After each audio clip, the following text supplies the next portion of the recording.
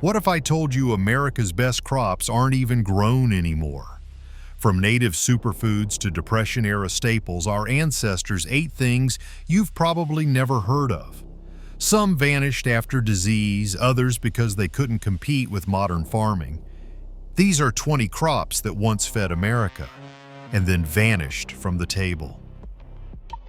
For thousands of years, this humble plant quietly fed America's eastern woodlands. Known as pitseed goosefoot, Chenopodium berlandieri belongs to the genus familiar as lamb's quarters, yet it was once cultivated as a grain, not just for its leaves. Archaeologists have found thin-coated domesticated seeds of Chenopodium berlandieri around 4,000 years ago, in what is called the Eastern Agricultural Complex. As maize and other imported crops became dominant, the cultivation of these native grains faded. The plant reverted to its weedy self and the seed beds emptied. Imagine an indigenous gardener harvesting tiny speckled seeds, grinding them into flour, or simply using the shoots and leaves like spinach. That world vanished. Chenopodium berlandieri still grows wild across North America, but the crop form that once sustained families has disappeared from the field. In our countdown, Goosefoot stands as crop number 20, the beginning of the list, just as it once stood at the beginning of food systems now forgotten. In the midst of river valleys and bottomlands of prehistoric North America rose a modest annual herb, Erect knotweed. Archaeologists have identified a domesticated subspecies of Polygonum erectum dating back more than 2,000 years with larger, thinner-skinned seeds adapted for harvest. It was not exotic. In its wild form, it is a simple plant with upright stems and little achenes, which are seed pods. But in its cultivated version, it was part of the Eastern Agricultural Complex, the group of native North American grains and oil seeds that fed woodland societies long before European grains arrived. Then came maize and beans, reshaping diets and planting patterns. As the shift happened, erect knotweed fell out of favor. The domesticated variety vanished and is now classified as extinct, while the wild form remained overlooked. Today in our list it is crop number 19, once an unsung staple, now a whisper. From the meadows and marsh margins of the eastern United States, a native grass quietly filled seed caches, Maygrass. Its Latin name, Phalaris caroliniana, belies a role in indigenous agriculture that stretches back millennia. Its grains show up in archaeological sites in Texas, Indiana, and Alabama, often dating to 3,000 to 4,000 years ago. Maygrass was part of that suite of native crops, the Eastern Agricultural Complex that formed the backbone of early agricultural systems. Yet as maize rose, these grasses were abandoned. Picture a community harvesting mounds of tiny grass seeds at the turn of spring, grinding them into annual grits or porridge, filling food stores just as other plants were still dormant. That was Maygrass's niche, but over time it vanished from large-scale cultivation, its value forgotten. Maygrass is number 18, a reminder that some of America's once important crops faded not because they failed, but because the world around them changed. Tiny in stature, yet big in story, little barley is a native annual grass that once offered food when few other grains were ready. Its seeds show up in ancient sites across the U.S. Harvested in late spring, it filled the gap between winter stores and summer crops. Evidence of cultivation appears, though archaeologists debate exactly how domesticated it became. Its presence alongside other known crops in the Eastern Agricultural Complex suggests it was intentionally grown, managed, and harvested. Then it disappeared. As maize-based agriculture took over, little barley's role diminished. What remains today are wild stands in disturbed fields and an archaeological footprint of lost potential. In the list, little barley is number 17, a small grain with a big lesson. Survival in food systems isn't just about performance, but about place, timing, and cultural value. Sumpweed, also called marsh-elder, was part of the native grain and oilseed system of the eastern United States. Indigenous peoples cultivated it for its rich seeds, high in protein and oil, and it adapted to floodplain soils. But it came with problems: a strong odor, allergenic pollen, and seed pods that were tricky to harvest. When maize and other imported crops appeared with greater yields and fewer drawbacks, sumpweed lost ground. Eventually, this domestic crop form faded, leaving only wild relatives. Imagine marshy fields tended to produce dense stands of sumpweed, seed heads harvested and dried before floodwaters arrived. That scene is gone. In our countdown, it lands as number 16, a native powerhouse with the right biology but bad timing, here to remind us that a crop's success depends on more than just yield. Which of these should stage a comeback, and which have you actually tasted? Drop your memories or recipes in the comments. If you love rediscovering America's lost foods, smash subscribe, ring the bell, and vote below on which crop gets a deep dive episode next. At one time, buckwheat fields waved across American pioneer landscapes, fast-growing, hardy, apt for marginal soils, and perfect for hungry settlers. Native to Asia, it was introduced to North America in the 1600s, and by the mid-19th century, more than 1 million acres of buckwheat were planted in the United States. Its dark triangular seeds became flour for pancakes, porridge, and bread, a crop shaped by the basic needs of rural communities. But then the shift began. As wheat, corn, and other major grains surged with mechanization, chemical fertilizers, and expansive acreage, minor grains like buckwheat lost ground. By the early 1900s, United States buckwheat acreage had plummeted from dominance to only tens of thousands of acres. Buckwheat remains, but the era when it fed America's fields is gone. In our countdown, it takes position number 15, a tribute to a crop that once offered resilience, speed, and sustenance, and then stepped aside for a quieter role. Imagine stalks of cane waving in the warm breeze of the American South, syrup makers tapping, boiling, and pouring thick amber-sweet sorghum syrup onto hot biscuits and grits. That was the scene for sweet sorghum, a variety of the grass sorghum grown especially for its sugary stalks. Introduced in the 1850s partly as a domestic alternative to cane sugar, it became common on farms throughout the South and Midwest. By the mid-20th century, the crop still held a meaningful place in rural households. Yet post-World War II, the combination of mechanization, cheaper imports of cane sugar, and the shift of sorghum acreage into forage and feed diminished the syrup industry. By the 1950s, about 90% of sweet sorghum acreage had turned to forage, and syrup production shrank dramatically. Now sweet sorghum sits in our list at number 14. Once a home front sweetener, it is now mostly a footnote in American agriculture, waiting in the wings of revival. Carolina gold rice. In the marshy waterways of South Carolina's low country, a variety of rice emerged that would build fortunes. Carolina gold. Its long golden grains carried the weight of an economy, the labor of the enslaved, and the flavor of a region. By the Civil War, 3.5 million of the 5 million bushels of United States rice were Carolina gold. But that success was fragile. A major hurricane in 1911, the end of enslaved labor, siltation, competition from other rice varieties, and mechanization all converged.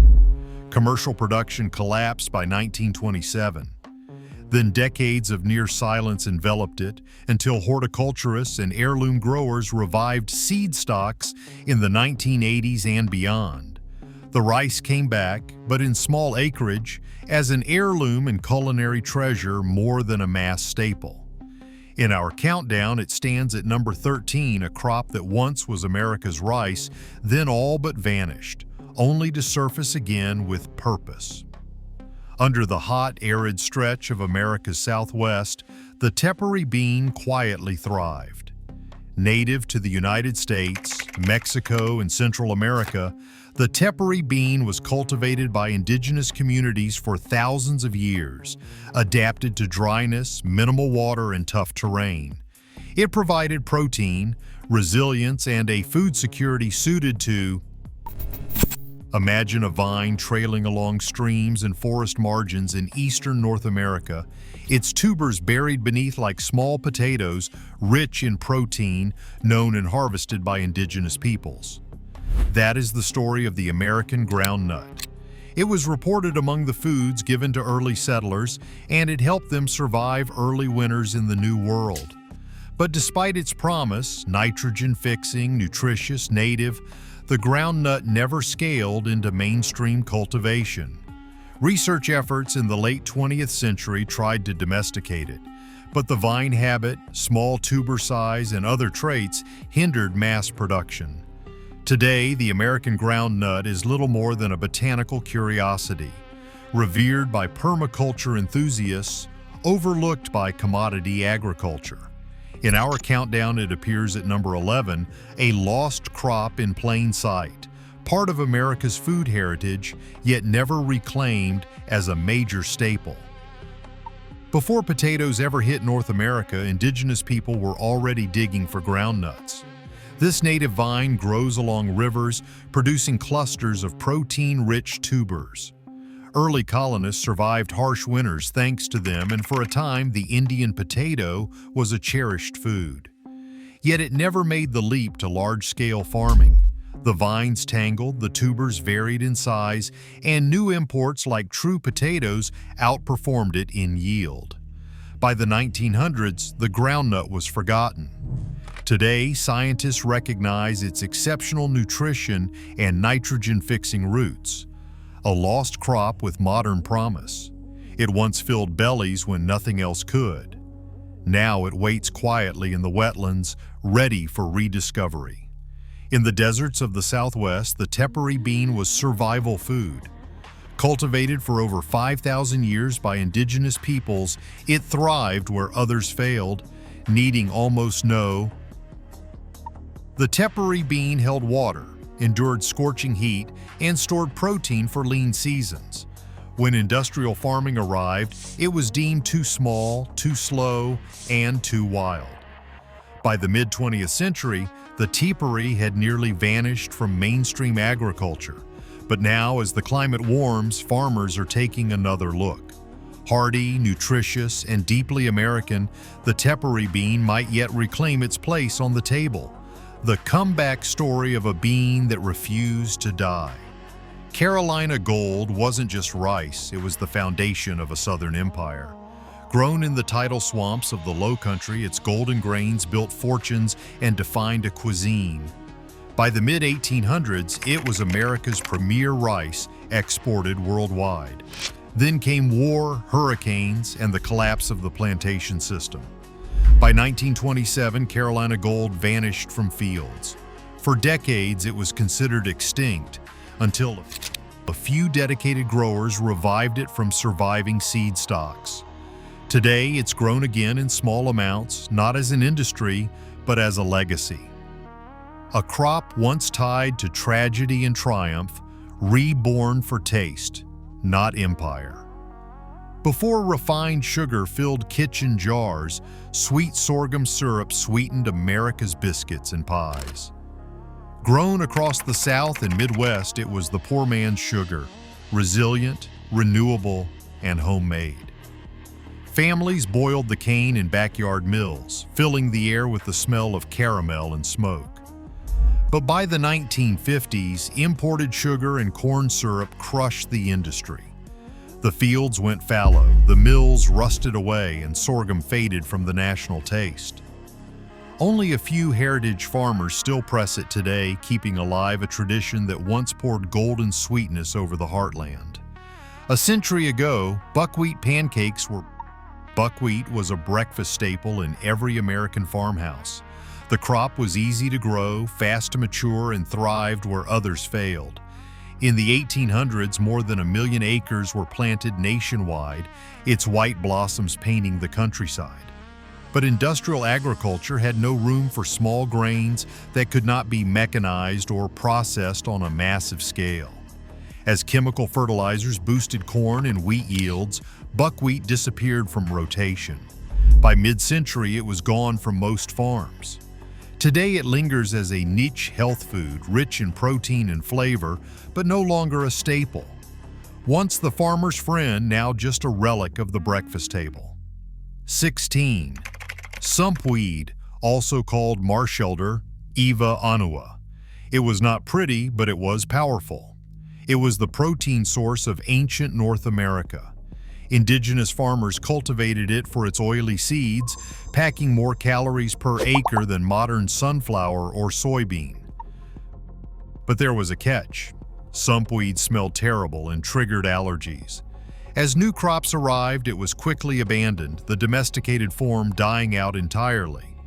Archaeologists still find its seeds in prehistoric granaries, proof of its importance before corn eclipsed everything.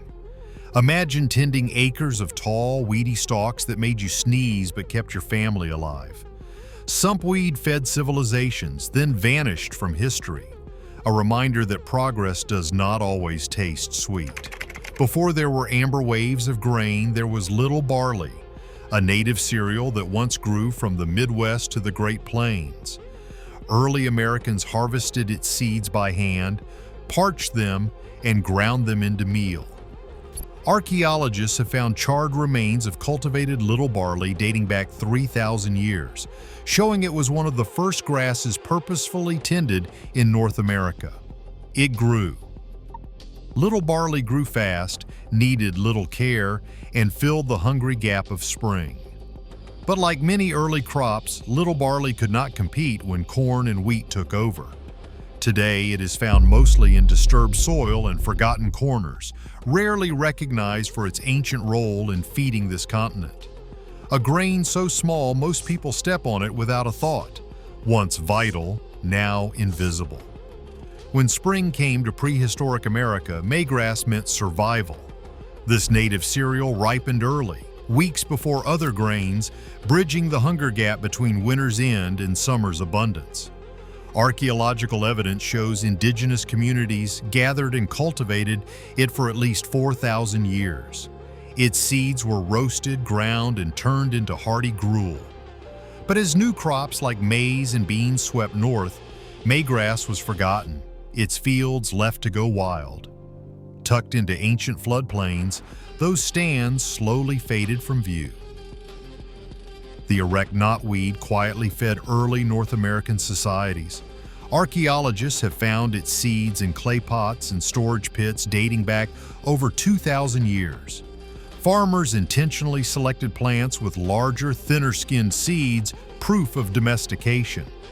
It was a key player in what scientists call the Eastern Agricultural Complex, a system of native grains that once sustained millions.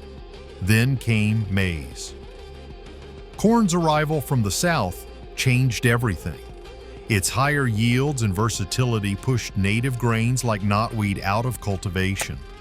Within a few generations, the domesticated form disappeared, leaving behind only the wild weed that still grows along streams and gardens today. The irony? Modern studies show Erect knotweed was gluten-free, protein-rich, and perfectly suited for sustainable farming. A superfood, 2 millennia too early. Long before corn and beans ruled American farms, the ancestors of the Mississippi Valley grew a different grain, goosefoot, or pit seed chenopod. Its tiny, star-like seeds were one of the first crops ever domesticated in North America, dating back nearly 4,000 years.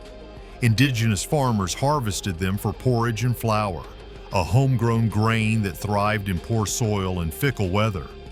But when corn arrived from Mesoamerica, goosefoot slowly lost its place on the table.